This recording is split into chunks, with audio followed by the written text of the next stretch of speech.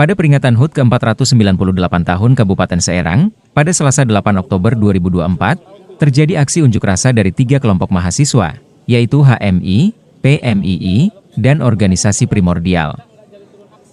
Mengetahui hal tersebut, Bupati Seerang Ibu Ratu Tatu Hasanah langsung menemui para pendemo dan merespon semua tuntutan mereka.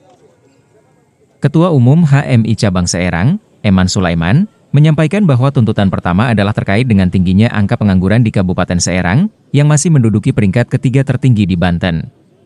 Menurutnya, Kabupaten Seerang yang merupakan wilayah industri dengan banyak perusahaan, seharusnya tidak memiliki tingkat pengangguran yang tinggi, dan ia mempertanyakan untuk siapa sebenarnya industri di Kabupaten Seerang diperuntukkan.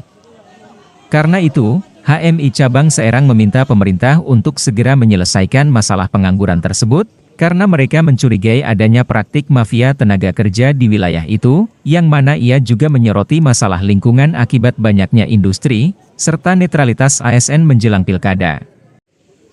Selain itu, pihaknya juga menyoroti operasional kendaraan berat di Kabupaten Seerang, yang seringkali mengganggu aktivitas di malam hari, karena belum ada regulasi operasional seperti halnya yang diterapkan di Tangerang. Menanggapi hal tersebut, Bupati Seerang, Ratu Tatu Hasanah, mengakui bahwa pengangguran menjadi pekerjaan besar bagi semua pihak.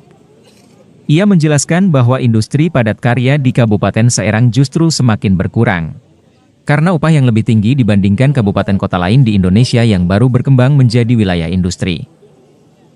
Sebagai contoh, ia menyebutkan bahwa pabrik Nikomas yang dulu mempekerjakan 80.000 orang, kini hanya mempekerjakan di bawah 40.000 orang.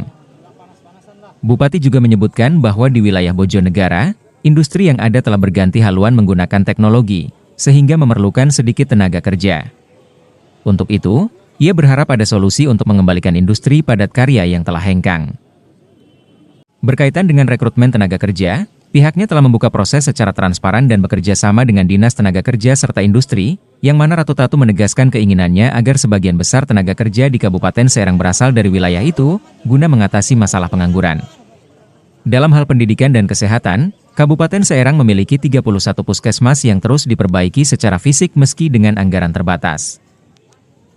Pemkab memprioritaskan penyelesaian pembangunan jalan, karena merupakan faktor penting dalam perkembangan ekonomi daerah.